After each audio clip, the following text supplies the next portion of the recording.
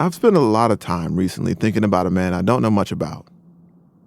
I don't know what he looked like. I don't know how old he was. I don't know where he was born or where he died. What I do know is his name, Richard. He was enslaved, and he was on Last Island in 1856.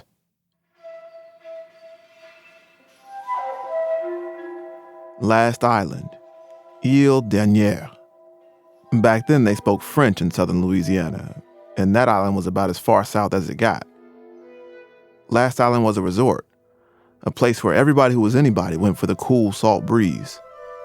The wealthy of America's slaveocracy would go there in the summer to have balls, parade down the promenade, relax. But behind their leisure was a hand of slave power that ran everything. I know a little bit more about the man who owned Richard. Thomas Mill was a Frenchman. He ran a sugar plantation out in the bayou. Mill took his family to their mansion on Last Island that summer. On August 9th, a Saturday night, they danced in a grand ball in a local hotel. But on Sunday, they looked out into the waves and felt the bracing winds approach. A storm was coming.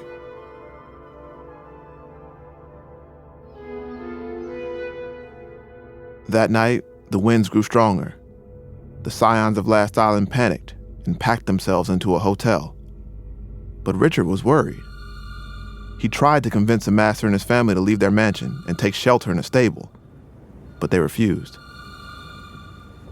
The storm's eye approached. Waves got higher and higher. The surge of water the storm pushed ahead of it raced to the island. It hit like a tidal wave. Through it all, Richard braved the storm in the stable. His only companion that night was an old horse. The next morning, the only building still standing on Last Island was that stable. Richard and the old horse had made it. Many other folks weren't so lucky. About half of the people known to be there died. Richard found his master's 18-year-old daughter bleeding from a head wound and delivered her to safety. She was the only member of her family on Last Island to survive. As far as we know, Richard was the only person they enslaved who survived.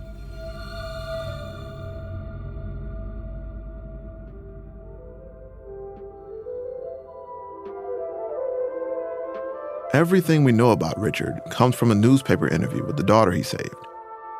The story of Last Island became a sensation across America. It was sensational in part because of who died. In the 1850s, southern Louisiana had the highest concentration of millionaires in the country. The Last Island hurricane had killed a lot of them. The idea of doomed grand balls and final pageants of the plantation aristocracy was also tragic and romantic. But I don't really care about that part. I just can't stop thinking about Richard. The Last Island hurricane was a Category 4 storm when it hit. It's been called the first great storm in the recorded history of Louisiana. It seems like every generation has one. 1893, 1915, 1947, each with their stories and their myths, each with their Richards.